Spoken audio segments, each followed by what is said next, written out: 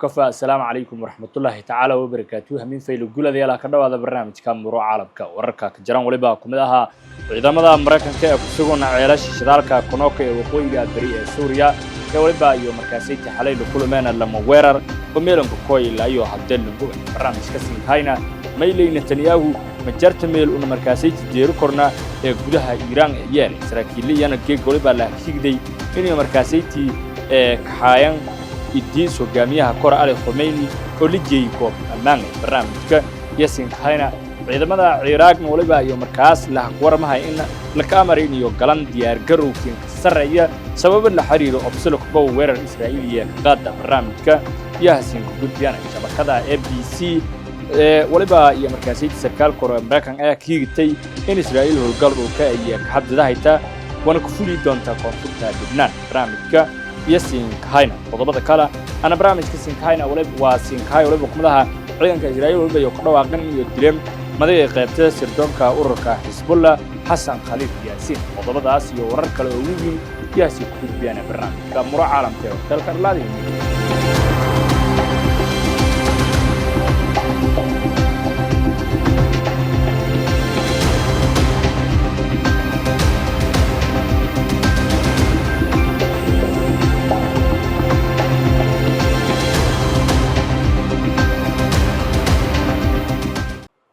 barnaamijka muro caalamka ee Warteelka Arlaadi la darartay ciidamada Israa'iil iyo waliba sheegana wana ku dhawaaqan inay dileen madaxda sirdoonka ururka Hezbollah Hassan Khalid Yaasin oo markaasiti ka sheegan mas'uulka hay sirdoonka la qaado weerarada Hezbollah la beegsada Israa'iil iyo aqoonsiga xarumaha iyo goobaha muhiimka ee Israa'iil warbaahinta ka dowha safka Israa'iil waliba iyo markaas ku warantay in ciidanka Israa'iil iyo sheegan in xuutiyiinta waqtisho kooy doona laakiin hadda waliba diirada saarayna si wadaw ku weerarka ka dhinay Hezbollah shabakada NBC na waa ABC News na waliba iyo markaasay sarkaal kor Mareykanka ee kiigtay in Israa'iil howlgal dhulka oo xadidan iyo markaasay ku fuli doonta koonfurta Lebanon walana hadda ka jartay diyaar garowga howlgalka ciidamada Ciraaq iyo nasaasata la ku warmahay in la kaamarin iyo galan diyaar garowkiin ka sareeya obsolok goba weerar markaasay Israa'iiliya ka qaada raqaaqida taageeraan Iiraan iyadoo la kordhiyay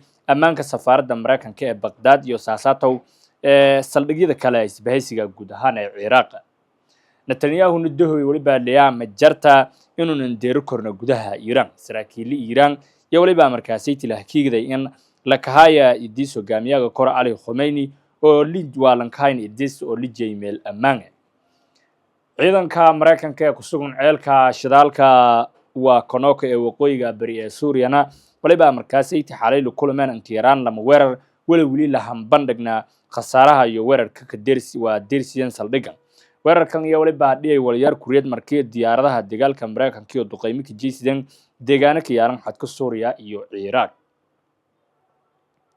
weerar duqeyn ay ka dhigay bartamaha koonfurta Beirut walana markaasay sheegaan Israa'iil iyo ka dileen hogaamiyaha kor ee ka tirsan Hezbollah iyadoo hadda markaasay tibaaraha natiijada weerarka sida Al Jazeera xigtay raadiyaha ciidanka Israa'iil walahay ka wadanka Kenya William Samoei Ruto oo khudbadkii jeediyay kolfadhiga 79aad ee golaha guud ee waa ammaanka qaramada midoobay waliba uu siiyeen ka hadalaysada lanka baahanya in Soomaaliya amnishe la ka adkay ciidamada ATMIS ee midowga markaasay waa qaramada midoobay dhinaca ammaanka qoondeena lan kordhi lahay ama ciidamada sax ee lan ka bedel lahay si ammaanku sanagada ko sugan waa ko William Ruto saadan ka hadal xaaladaas guud possibility our vision of a world free from nuclear weapons and other weapons of mass destruction is dying incrementally.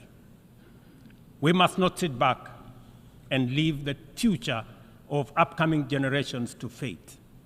We must intentionally rise to the occasion to meet the challenges of our time by reaffirming the core values of the UN Charter.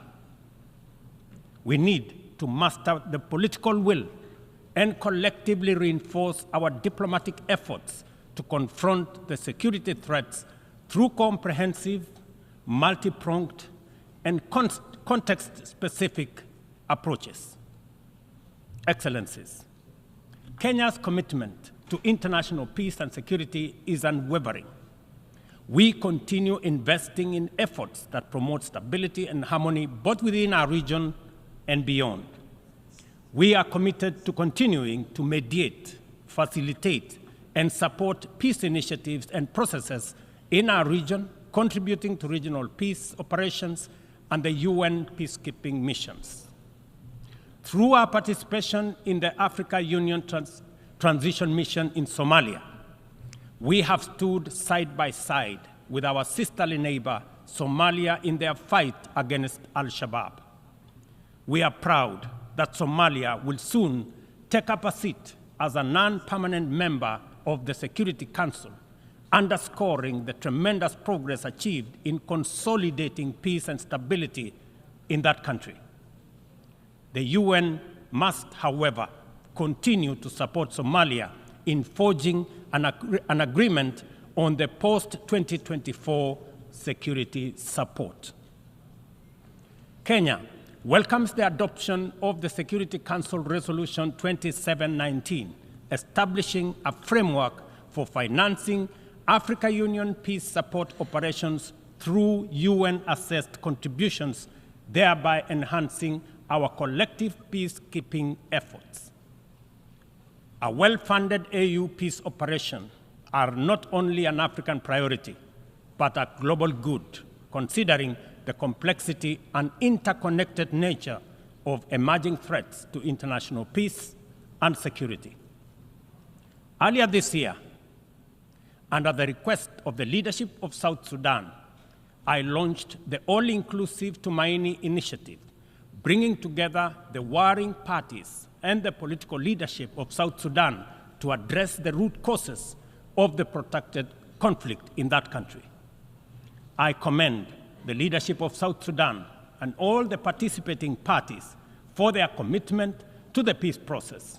I also thank all regional and international partners for their unwavering support, both political and financial, to the South Sudan Tumaini initiative. Ladies and gentlemen, at the last General Assembly, I announced Kenya's readiness to lead a multinational security support mission to Haiti at the Haitian government's request. Following the Security Council's authorization under Resolution 2699, Kenya has deployed 382 specially trained police officers to Haiti. Just a few days ago, I had the opportunity to visit Haiti, witness the work of our officers in the field, and observe remarkable progress on the ground. Our support for the Haitian National Police has significantly advanced the pacification of cities and towns, protected critical infrastructure, and relieved many communities previously held captive by criminal gangs. I also commend Haiti's political leadership for forging an agreement and a promising roadmap towards free, fair, and democratic elections. We are deeply grateful for the financial and logistical support from the United States, Canada, and other member states that are shouldering this heavy burden. This has been critical to the MSS's deployment thus far. However, Kenya and other Caribbean and African countries are ready to deploy, but are hindered by insufficient equipment, logistics, and funding. I appeal to all member states to stand in solidarity with the people of Haiti by providing necessary support, either directly to MSS contributing countries or through the UN Trust Fund. I must emphasize, however, that Kenya will deploy the additional contingent towards attaining the target of all the 2,500 police officers by January next year. The progress so far in Haiti demonstrates that what was once deemed mission impossible is indeed a present and undeniable possibility. Mr. President, we must candidly acknowledge that international cooperation in its current form has clear limitations. It is constrained by entrenched systems and structures that prevent effective action and meaningful progress.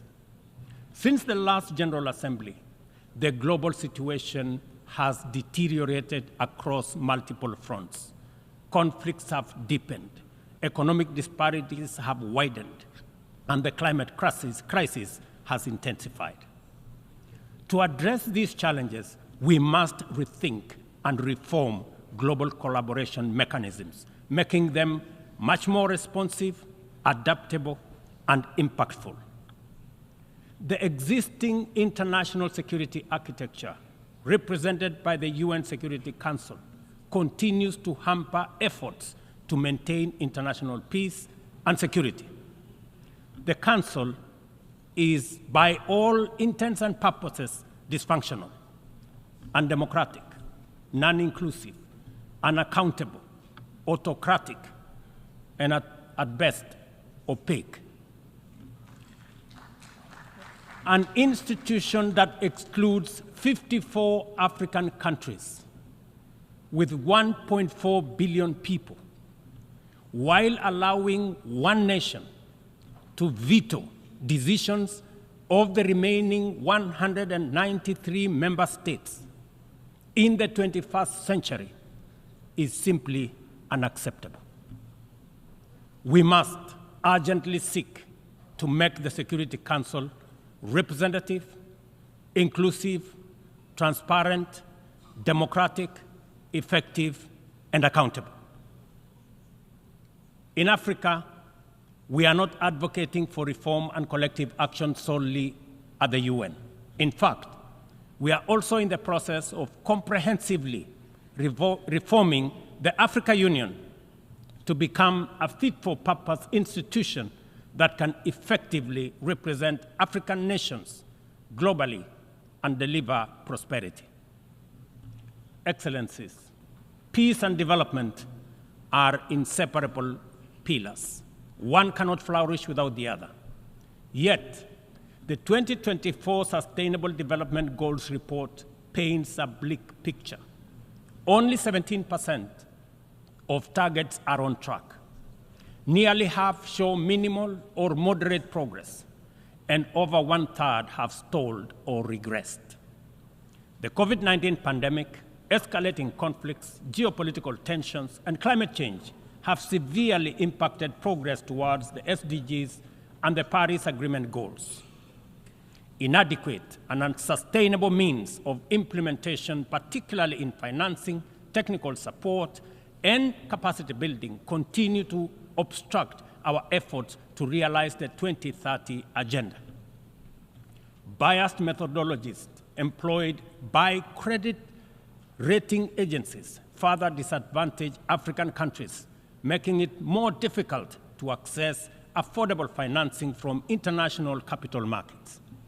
Additionally, unilateral economic, financial, and trade measures not only impede the full achievement of economic and social development, but also undermine the principles of international cooperation, mutual respect, and sovereignty. Let us pause and reflect on the waayahay guud ahaan waliba aan tahay ka afmeerana barnaamijkii Amuro Caalamka ee Warteelka Arlaadi min fayda